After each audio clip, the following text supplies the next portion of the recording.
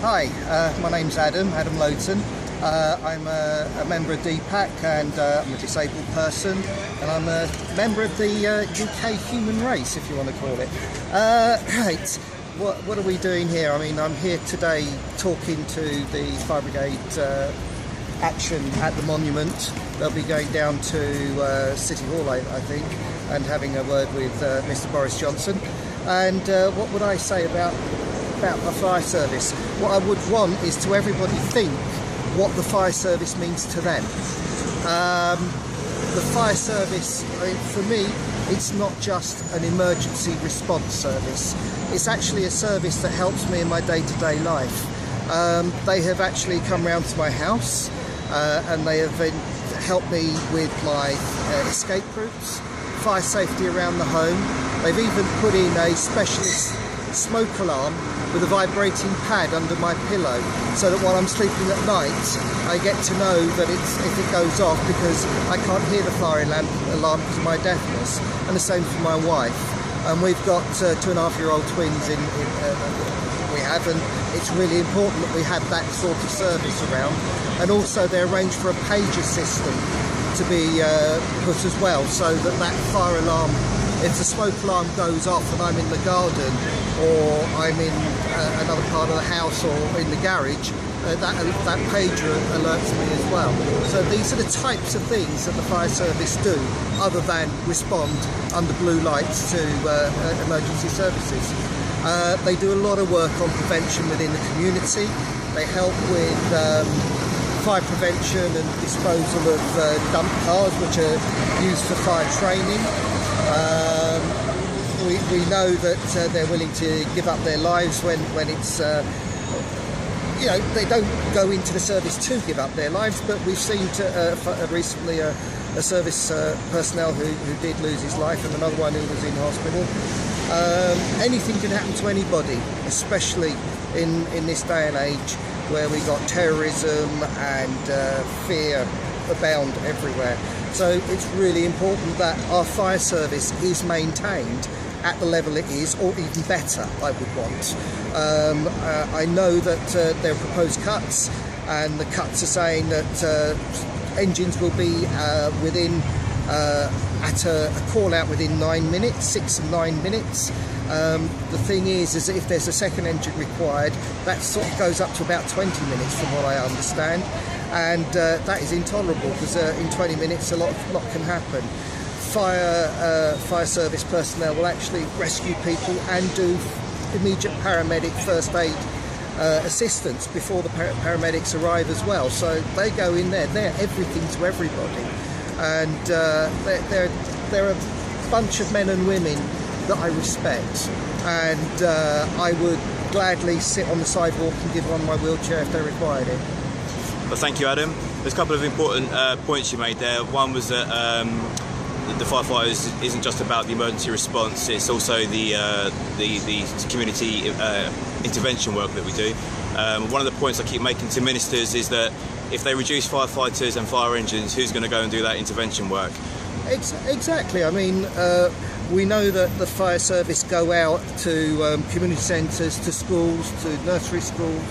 They were instrumental in Kingston in working with a specialist group of disaffected and hard-to-reach youngsters at Kingston University to develop a warning alert system and people raising awareness about fire safety in the home and knowing your fire escape route, which I worked on back in 2003, and it was a very good and successful scheme. And these are happening across the nation. And if you start removing engines and personnel, you'll no longer be able to show young people these engines at fates, functions, community get-togethers. They won't be able to go around to the schools. And if you're not educating people about awareness, then you are basically allowing a society to build up in a way where risk is a natural form of life, and instead of being aware of a risk, they will just allow it to happen, and we will, instead of the calls going down as they are, they will go up.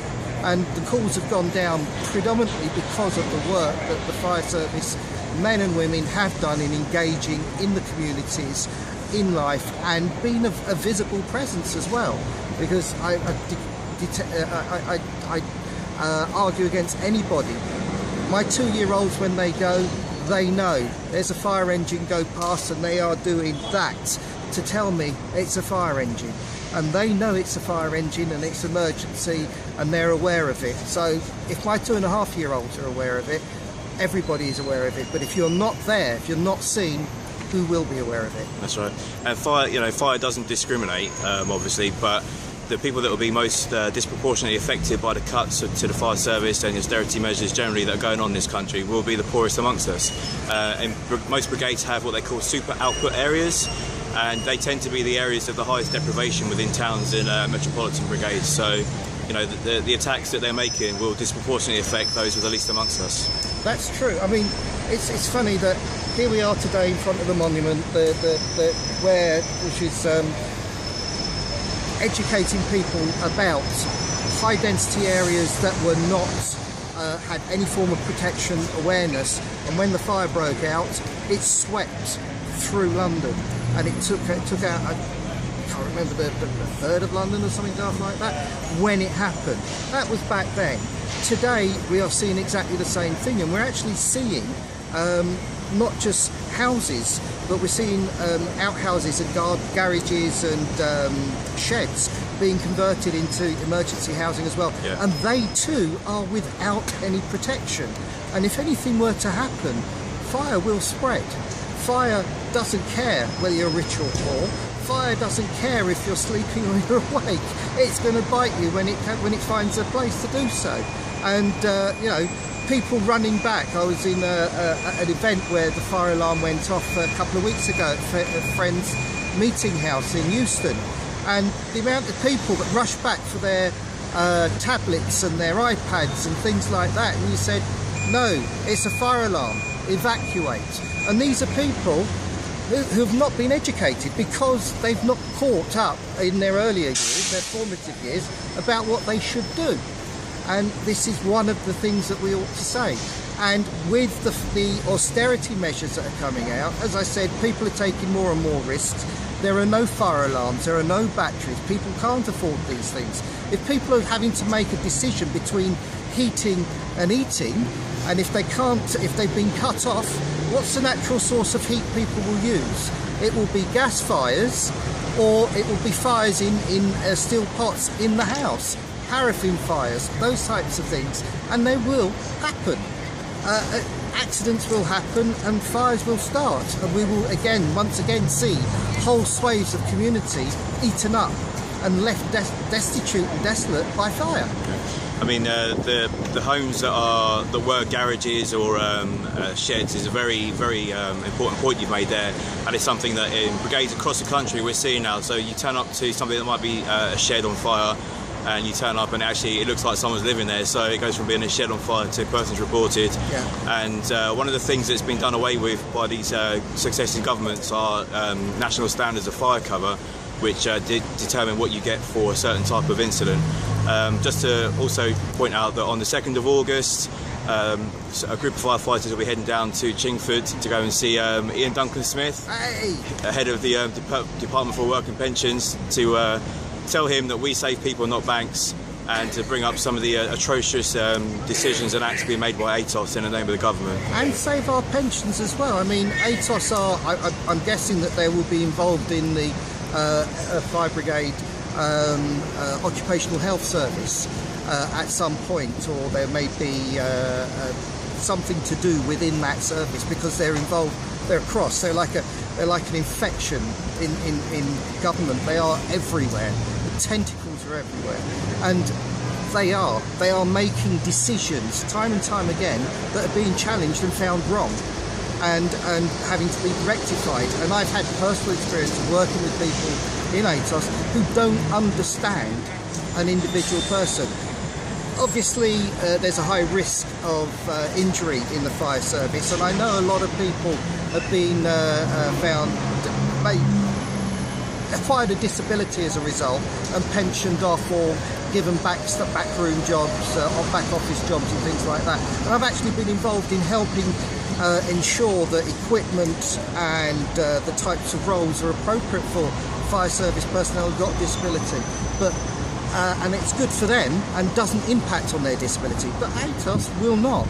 They will just say you're fit for work or you're not. And very few people are being told you're not fit for work.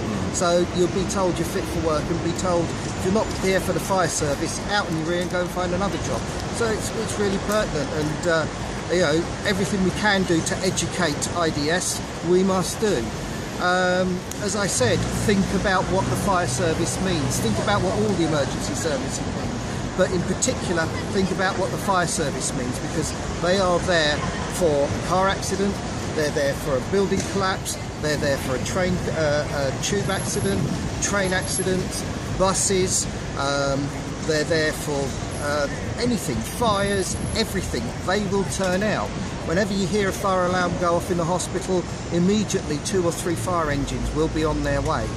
What the problem's going to be now is, instead of being there in 6 minutes, they're going to take possibly 12 minutes to get there, or even longer. And those extra few minutes mean people's lives are lost. Okay, thank you, Adam, and good luck with the rest of your endeavours, and I'll speak to you soon. Thank you.